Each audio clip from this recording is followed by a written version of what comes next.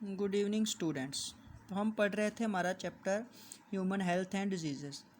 तो हम treatment of cancer पढ़ चुके हैं। तो अभी हमने पढ़ना था drugs and alcohol abuse.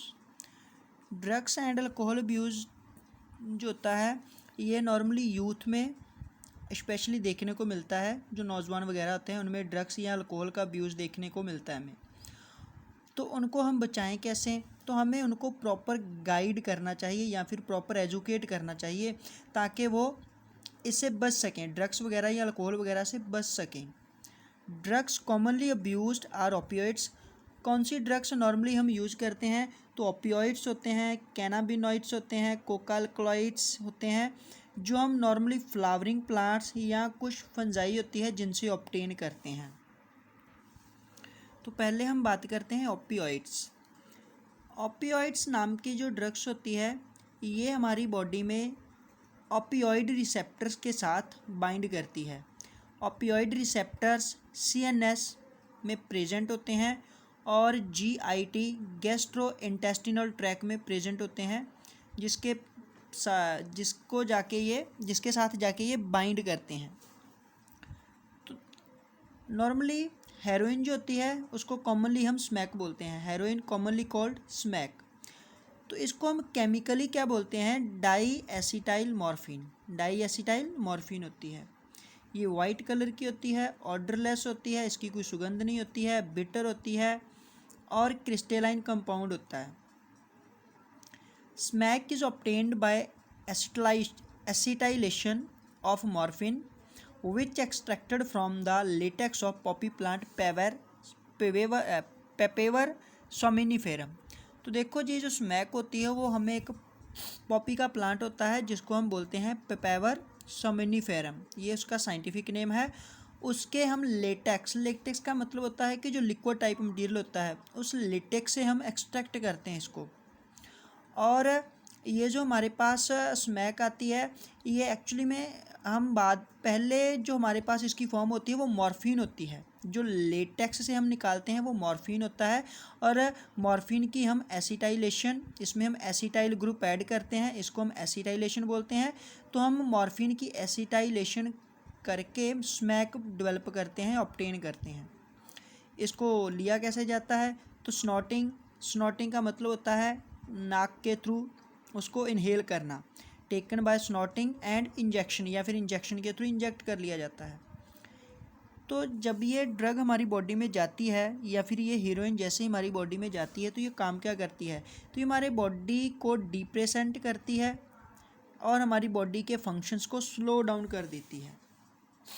Next drug है हमारे पास कैनाबिनॉइड्स।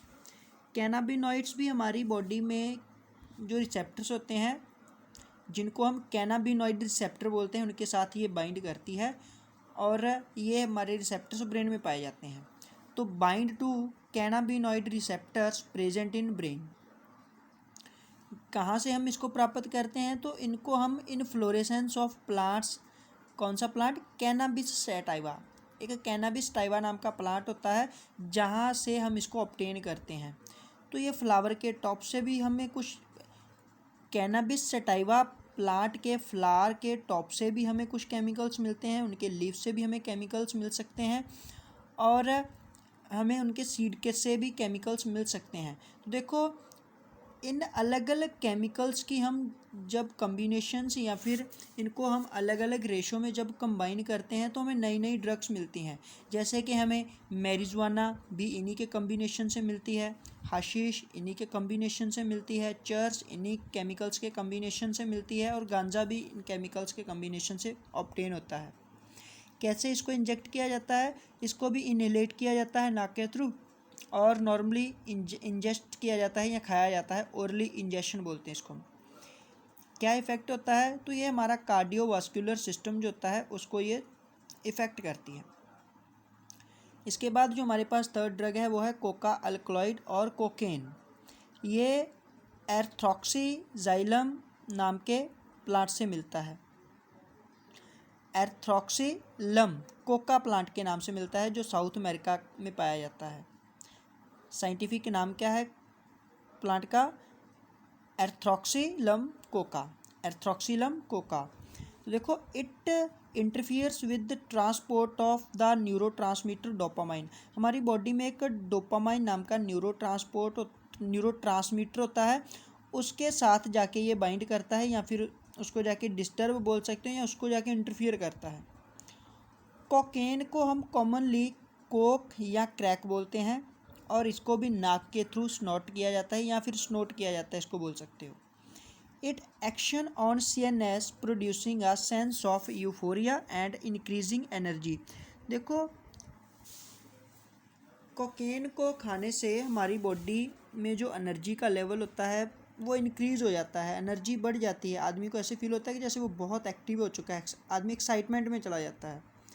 अगर हम कोकेन की ज़्यादा डोसेज लेंगे या एक्सेसिव डोसेज लेंगे तो ये हेल्यूसिनेशन कॉज करता है। हेल्यूसिनेशन का मीनिंग होता है कि आदमी की इंटेलिजेंसी या फिर आदमी को सामने अच्छी तरह से दिखाई नहीं देता है, धुंधला धुंधला सा दिखाई देता है, उसको कोई होश आवाज़ नहीं रहता है, ठीक है, वो क्या कर रहा है, तो इसको हेल्यूसिनेशन बोलते हैं हम। एट्रोपा बेलिडोना और डटूरा नाम के प्लांट से भी कुछ ड्रग्स मिलती हैं जिनको खाने से हेल्यूसिनेशंस होता है। ड्रग्स लाइक बार्बिटूरेट्स, एम्फीटामाइन एंड बेंजोडाइजापाइंस, ये पेशेंट को हेल्प करती हैं मेंटली रिटार्ड से ट्रीट करने के लिए, या फिर मेंटल इलनेस को ट्रीट करने के लिए बार्बिटूरेट्स, एम्फीटामाइंस जैसी ड्रग्स को यूज़ किया जाता है। तो इससे अगर कोई डिप्रेशन वगैरह में है पेशेंट तो उसको भी ट्रीट किया जाता है। मॉर्फिन एक effective sedative and pain killer है। पेन किलर जो पेन से रिलीफ देगा, और सिडेटिव होता है कि ये सर्जरी के दौरान पेशेंट को दी जाती है और उसको ये बेहोश कर देती है। इफ़ेक्टिव सिडेटिव सर्जरी के अकॉर्डिंग मॉर्फिन दी जाती है ताकि आदमी या पेशेंट बेहोश हो जाए और उसकी सर्जरी की जा सके। टबाको is used by human for more than 400 years. 400 सालों से भी पहले से टबाको को आदमी यूज़ करता आ रहा है, और इसको स्मोक किया जाता है, च्यू किया जाता है और स्नफ किया जाता है। तो टबाको में निकोटीन नाम का एक केमिकल होता है जो जैसे ही हमारी बॉडी में एंट्री करता है वो हमारी बॉडी में एड्रीनालिन और नॉन एड्रीनालिन नाम के हार्मोन्स का लेवल बढ़ा देता है। और हमें पता है कि जैसे ही हमारी बॉडी में एड्रीनालिन और नॉन एड्रीनालिन नाम का हार्मोन रिलीज होता है तो हमारी बॉडी का ब्लड प्रेशर इंक्रीज़ हो जाता है, हार्ट का रेट बढ़ जाता है। Smoking causes lung cancer. Smoking से लंग कैंसर भी होता है, यूरिनरी ब्लैडर, और ये हमारे थ्रोट वगैरह को कैंसर भी कर सकती है। ब्रोंकिटिस भी हो सकता है, ब्रोंकाई की इन्फ्लामेशन को ब्रोंकिटिस बोलते हैं। एम्फाइसीमा लंग इन्फेक्शन को बोलते हैं हम, ये भी हो सकता है।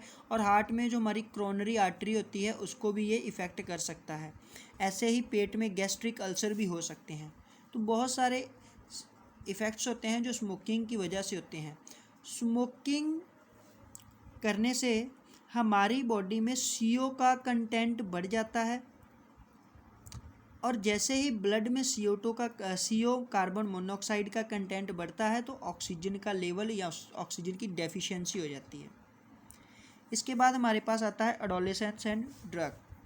The period between 12 to 18 years of age may be thought of as adolescence period. 12 से 18 के बीच का जो टाइम्स लैग होता है उसको हम एडोलेसेंस बोलते हैं।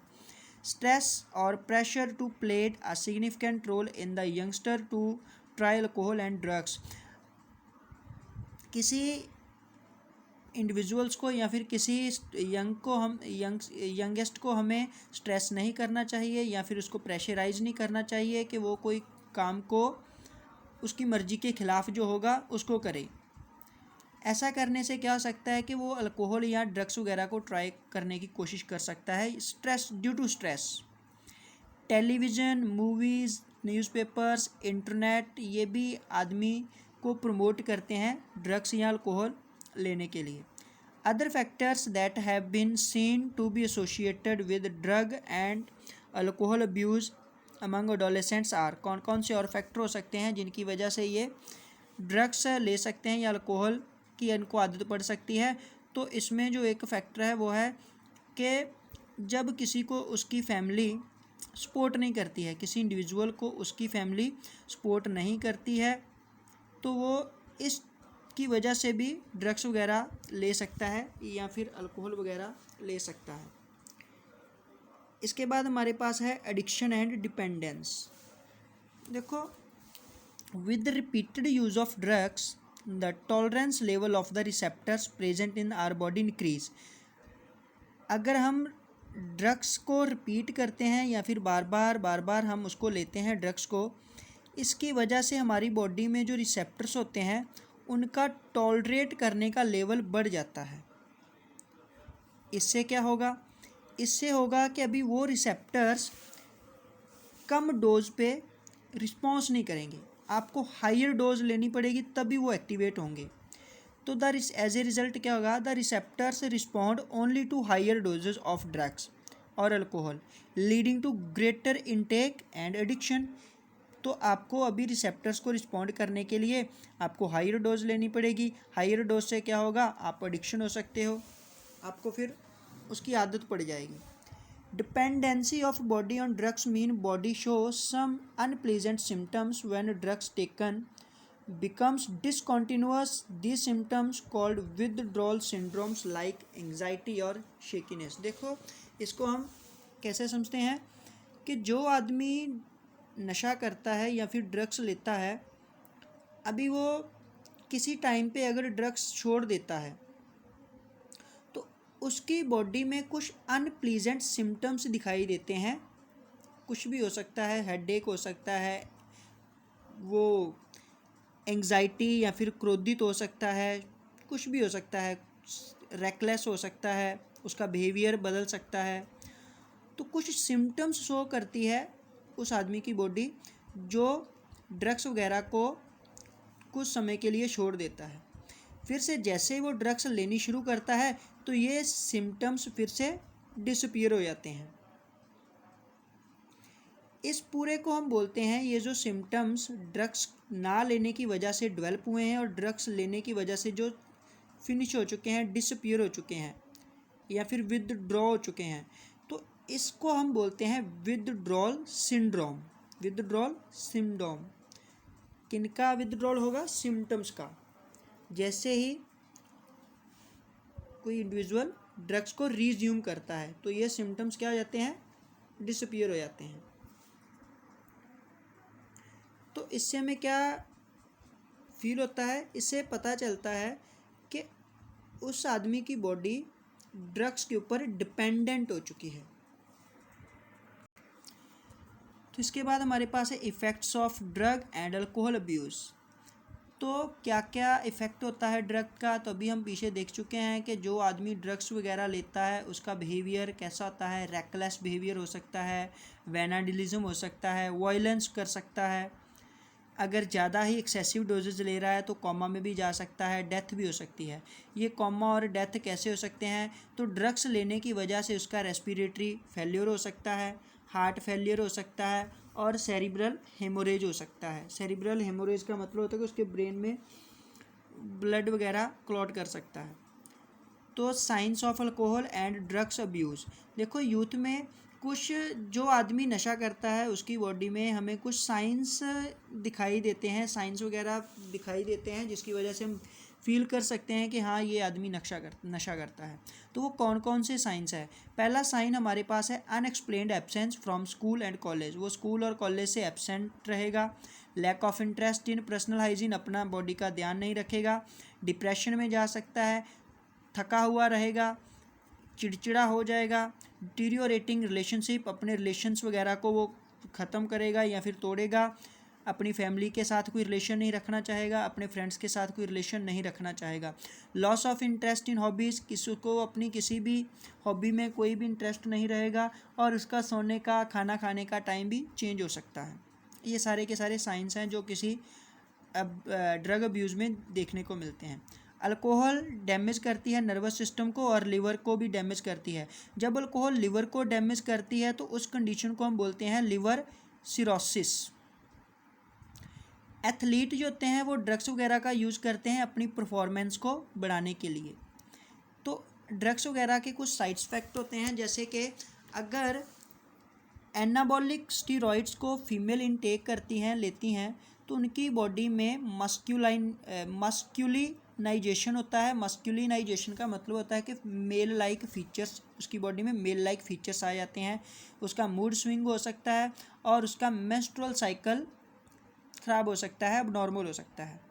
अगर मेल्स की बात करें तो मेल्स में ड्रग्स लेने से एक्नी हो सकती है, मुहांसे वगैरह, और उसके टेस्टिकल्स का साइज़ रिड्यूस हो सकता है और स्पर्म की प्रोडक्शन कम हो सकती है।